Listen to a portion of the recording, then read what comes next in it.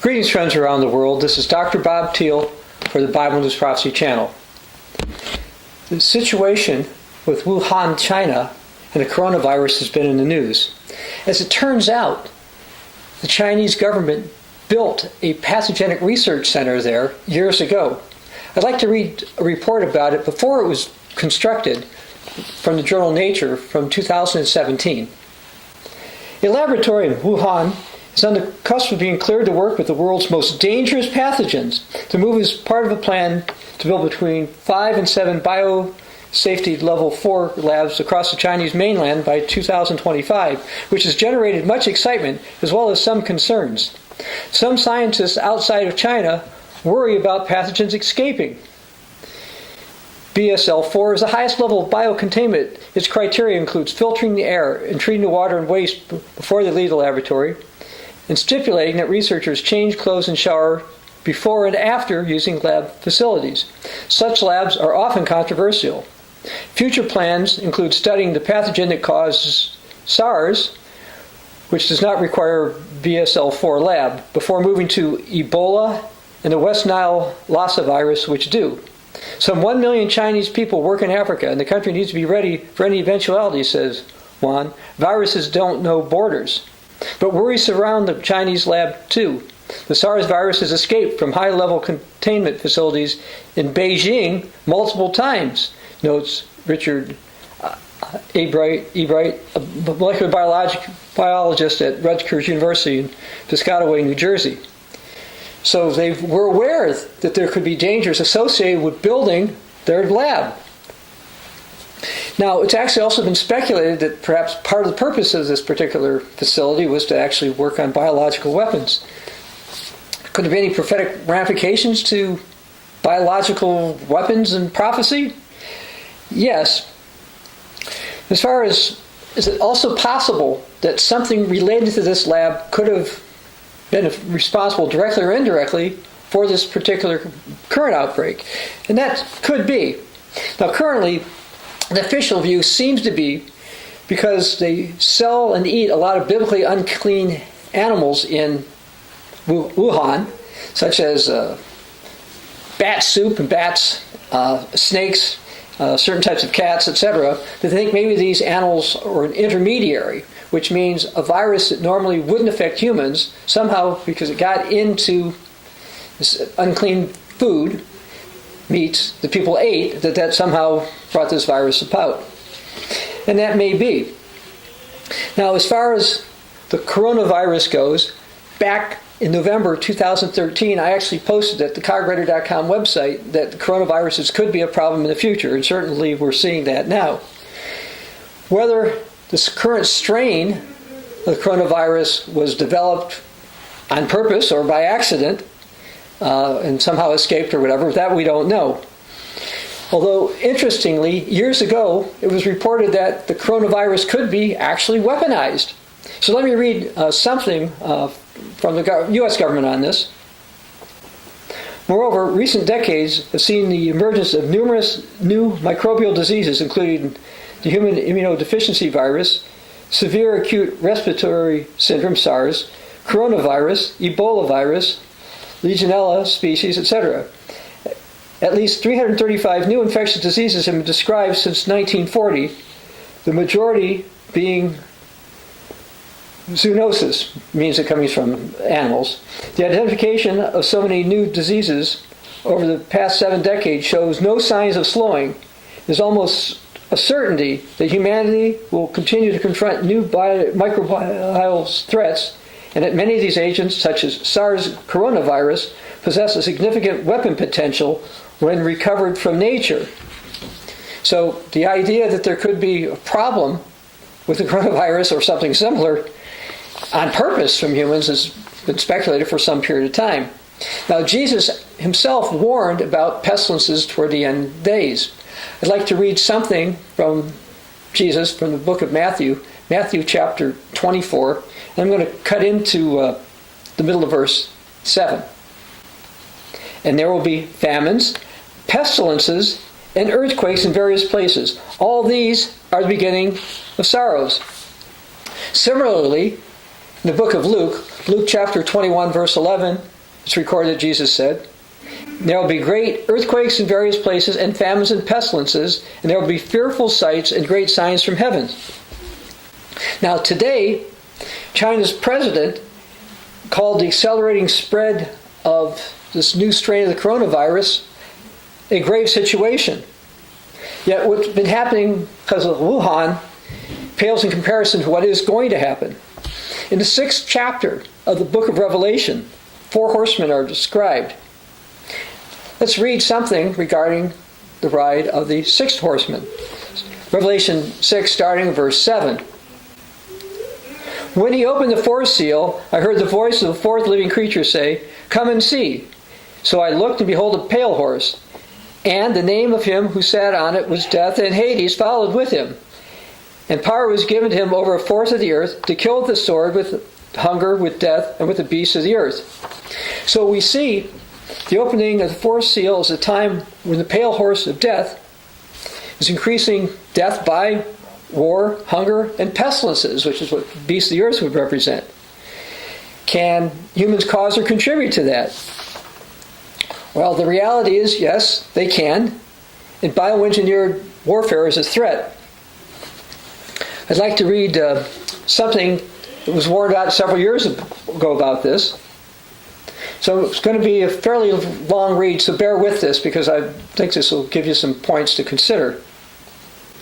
Many experts say natural or bioengineered viral pandemics, BVP, are inevitable as it becomes increasingly easier to modify an existing pathogen, making it more lethal and transmissible. Should there be a deliberately loose pandemic, revolutionary changes will flood our economy, military, foreign policy. We will not live as before during the age of bioengineered viral pandemics and collapse. Genetic engineering or bioengineering is the manipulation of an organism's genetic material. Scientists have been creating genetically modified organisms, GMOs, since the 1970s, and in 2010 the first synthetic new life form was created. Now it's possible to accelerate genetic change, creating viruses and bacteria that never existed.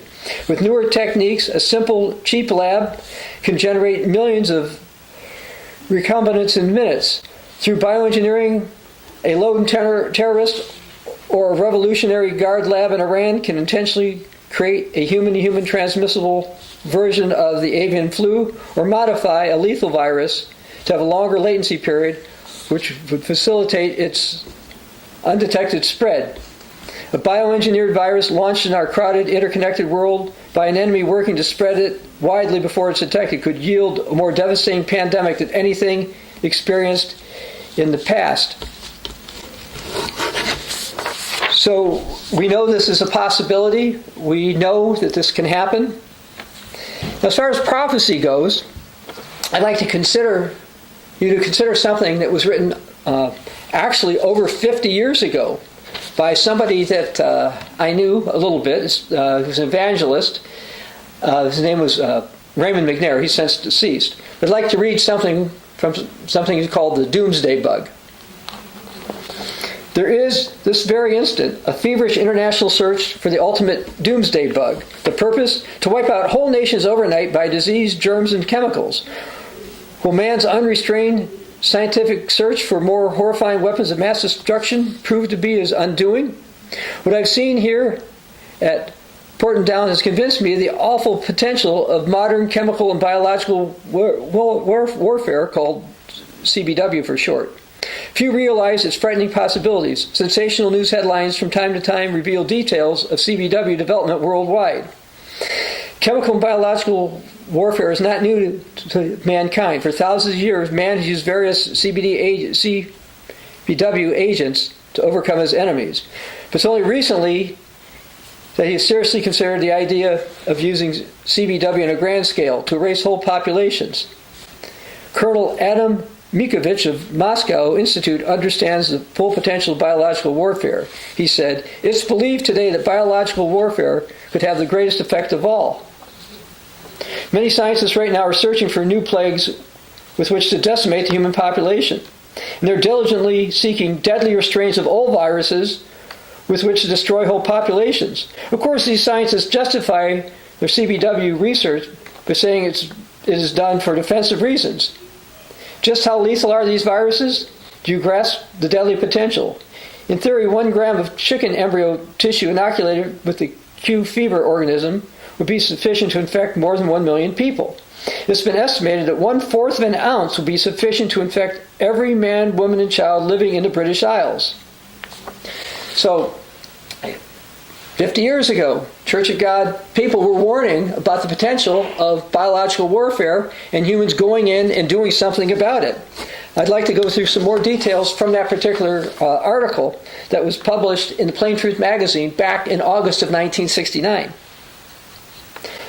Botulinus, which was developed during World War II, was so deadly it could wipe out all humanity in a given area within 6 hours, yet leaving the target area habitable immediately after the attack. But some diseases have a more lingering effect. Few realize that far more people have died from pestilence, from sickness and various plagues throughout the course of human history than have died in actual warfare. It's been estimated that over 20 million perished from influenza just a few months after the close of World War II. And 50 times that number became ill. So yes, people have died and been ill, affected of course by pestilences and viruses, but now we've got a situation where people seem to want to do this on purpose. Now getting back to that old Plain Truth article, it starts talking about destroying the economy. So let me read a little bit more. Another terrifying aspect of CBW is that an enemy nation could destroy the economy of a nation before actually attacking its civilization, its civilians. This can be done by first attacking one of the main crops of the intended victim nation. A Russian scientist has reportedly discovered a deadly wheat rust, a type of which American wheat would be especially susceptible. Thus, one can see how an enemy could greatly undermine the economy of a nation by first destroying the main crops through bacteriological warfare. Now, when I was quoting Jesus before, he talked about famines and pestilences. And what this article is warning about is that we actually have the potential for humans to cause this. Now, I also think that the fact that places such as the United States keep relying or developing more and more genetically modified organisms will also be a factor. And in that case, it may not be intentional biological warfare, but the United States could be weakened from such as well. Anyway, I'd like to go back and read a couple more paragraphs from the 1969 article by Raymond McNair. CBW weapons are cheap to manufacture and are comparatively inexpensive to deliver to an enemy targets. A small nation could develop a whole arsenal of CBW agents and deliver them with very little strain on its budget. Will scientists cease their horrifying work? Hardly. It leaves us precisely where the world's most noted newscaster, Jesus Christ, said it would leave us. Speaking of our very day, he warned, he's referencing Matthew 24 here, for then there shall be great tribulation, such as was not since the beginning of the world to this time, no, nor ever shall be. And except those days should be shortened, there should be no flesh saved alive, but for the elect's sake, those things will be shortened. Don't think something like this is far-fetched.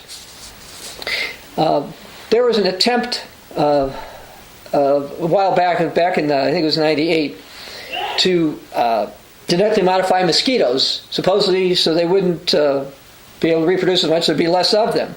And it actually resulted in making mosquitoes that were harder to kill. So let me read a report about that. Deadly super mosquitoes that are even tougher, accidentally created by scientists after bungled experiment. Genetically modified mosquitoes that were designed by scientists to help population decrease are actually thriving. This is according to new research that claims the plan to create gene-hacked mosquitoes that have offspring which die immediately has spectacularly backfired, and now scientists don't know what will happen next. Researcher Jeffrey Powell told News Atlas, "It is the unanticipated outcome that is concerning." The scientists are concerned about an unanticipated outcome. Well, having mosquitoes more robust makes them harder to kill, and it tends to increase their longevity, so they got the opposite effect. Now, when I first heard about this kind of thing back in July of 2018, and the report I just read you was from September of 2019, I actually warned about this. Let me read something I actually posted when they came up with this mosquito idea, or at least I read about the mosquito idea. I wrote, "Mosquitoes can carry and spread many diseases, but releasing genetically modified ones in the wild presents unknown risks. One assumption that scientists have tended to make with genetically modified organisms is that if they don't see any dangers, there are none. That is foolish, and that continues to be the view of the pro-GMO crowd.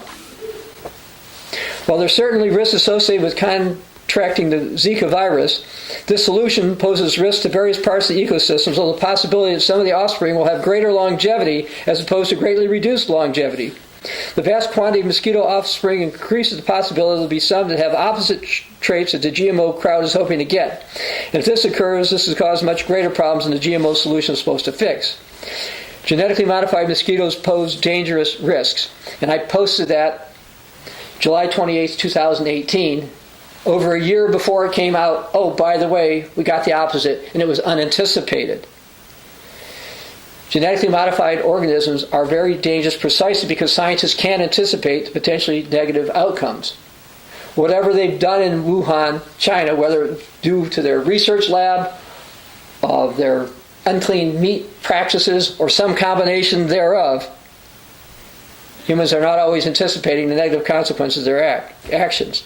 Don't trust scientists on these GMO modifications, etc. They don't know the risks no matter what they tell you. Humans, directly or indirectly, are going to be a factor in some of the coming severe pestilences. Humans may help destroy the planet by their research into known and unknown pathogenic microorganisms, whether it's intended to be biological warfare or not. Jesus warned about pestilences and warned how bad things would get. And we are getting close to the end. Don't wait to get hit with some pestilence before you believe that. This is Dr. Bob Thiel for the Bible News Prophecy Channel.